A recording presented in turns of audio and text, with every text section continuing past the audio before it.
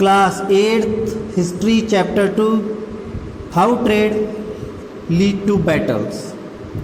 व्यापार जो है वो युद्ध या लड़ाई तक कैसे पहुंच गया। Through the early 18th century the conflict between the company and the nawab of Bengal intensified. तकरीबन 18th सेंचुरी के शुरुआत में बंगाल के नवाब्स और कंपनी के बीच काफ़ी झड़प हुई। After the death of Aurangzeb की मृत्यु के बाद the Bengal nawab asserted their power and autonomy. Bengal के जो नवाब्स थे उन्होंने अपनी पावर और ऑटोनॉमी अपने पास रखी।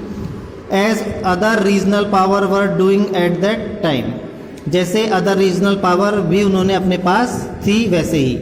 मुर्शिद Quli Khan was follow by Alivardi Khan and then Sirajuddaula as the nawab of Bengal. Murshid Quli Khan के बाद अलीवर्दी खान और सिराजुद्दौला के बाद मुर्शिद कुली खान ने बंगाल ऑफ नवाब का मोर्चा संभाला। Each one of them was a strong ruler. इनमें से प्रत्येक एक स्ट्रॉन्ग रूलर था, एक मजबूत राजा था। They refused to grant the company concessions.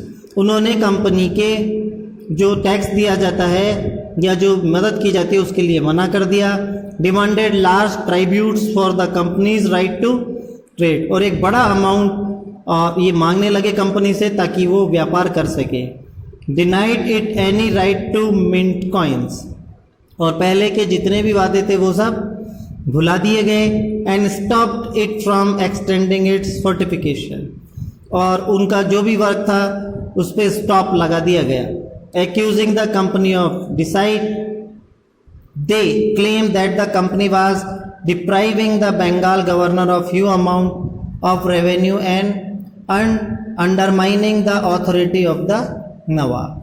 तो कहने का मीन है जो कंपनी थी वो बंगाल की जो गवर्नमेंट थी उनको काफ़ी बड़ा अमाउंट जो है टैक्स के तौर पे देती थी अथॉरिटी ऑफ नवाब को। इट वाज रिफ्यूजिंग टू पे टैक्स, तो उन्होंने ये टैक्स को पे करने से मना कर दिया। राइटिंग डिसरेस्पेक्टफुल लेटर, और उन्होंने बेकार तरीके से लेटर लिखे। And trying to humiliate the nawab and his official, और उन्होंने नवाब और ऑफिशियल्स की इंसल्ट की।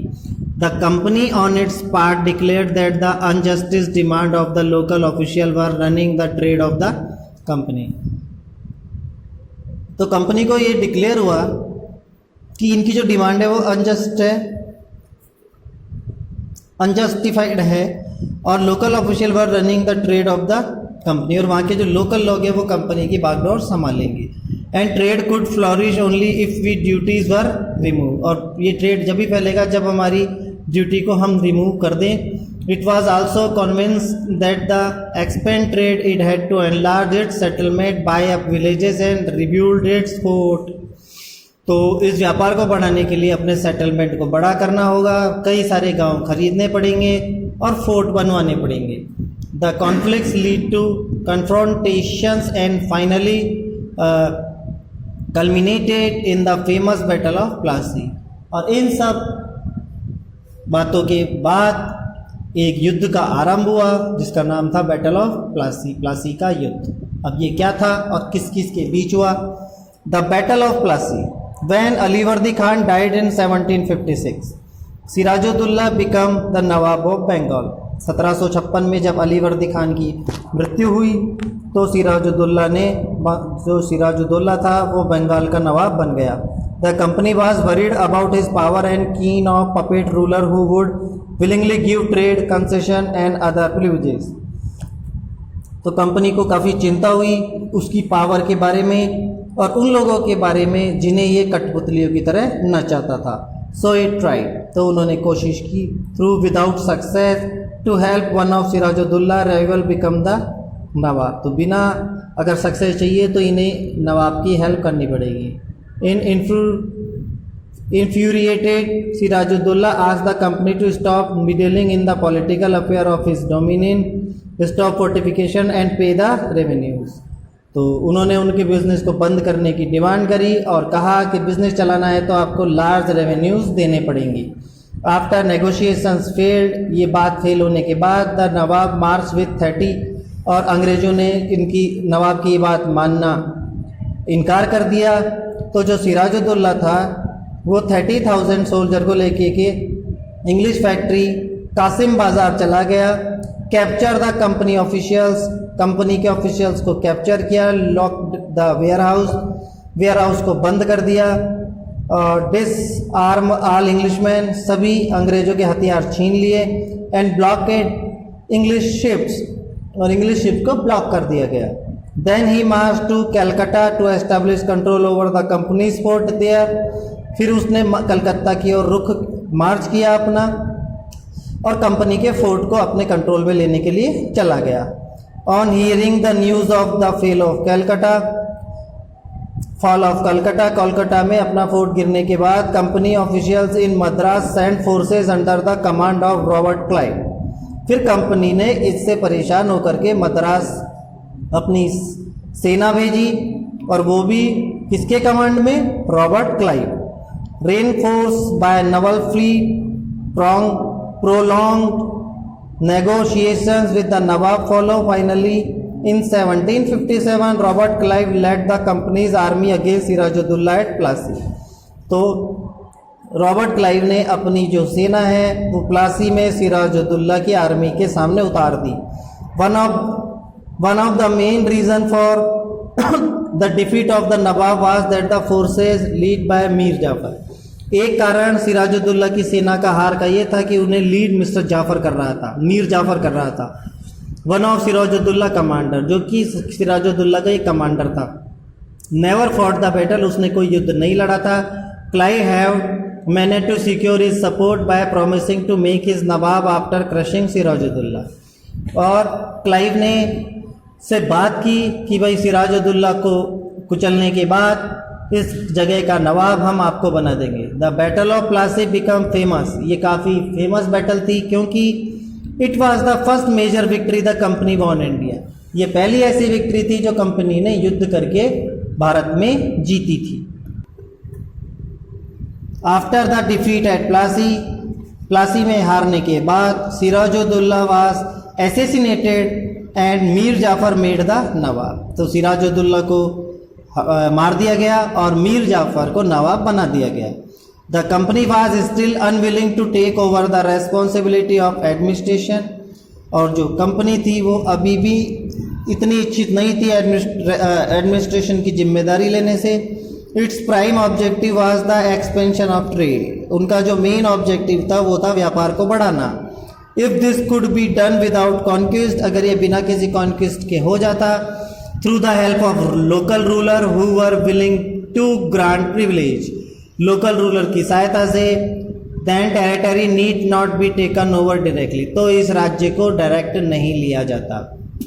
सून the company discovered that this was the rather difficult. Company ने ये देखा, ये खोजा कि ये तो बहुत कठिन है। For even the puppet nawab were not always as helpful as the company wanted them to be. उन्होंने ये पता करा कि जो पपेट नवाब है, मतलब जो किसी के इशारों पे नाचने वाले नवाब है, वो हमेशा उनकी बात नहीं मानेंगे। After all they had to maintain a basic appearance of dignity and sovereignty of if they wanted respect from their subject. तो उनको ये था कि थोड़ी डिग्निटी और जो सोवर्जिनिटी थी ये सब बना के रखनी थी अपने सब्जेक्ट से related. What could be company do, तो कंपनी क्या करती? When मीर जाफर ने प्रोटेस्ट किया, the company deposed him and install Mir Qasim in his place. तो कंपनी ने मीर जाफर को हटा करके मीर कासिम को उसकी जगह रख दिया। When मीर कासिम कंप्लेन, जब मीर कासिम ने कंप्लेन की, he in turn was defeat in a battle fought at Buxar, तो उसे बक्सर की लड़ाई यानी 1764 में हरा दिया गया। Turn was defeated, driven out of Bengal, और उसे बंगाल से खदेड़ दिया गया। And Mir Jafar was restored, और मीर जाफर को वापस लाया गया। The Nawab had to pay ₹5 lakh every month, but the company wanted more money to finance its war.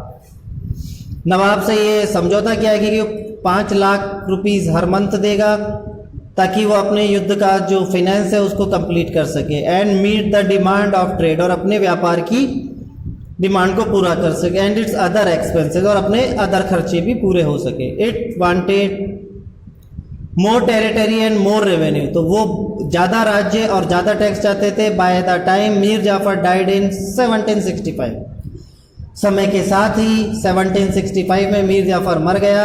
The mood of the company had change, तो कंपनी का मूड चेंज हुआ। Having failed to work with puppet nawab, जो कि puppet नवाब के साथ काम करके fail हो चुके थे। क्लाइव ने डिक्लेयर किया we must indeed become nawab ourselves, तो उन्होंने डिसाइड किया कि हमें खुद को नवाब बनाना पड़ेगा।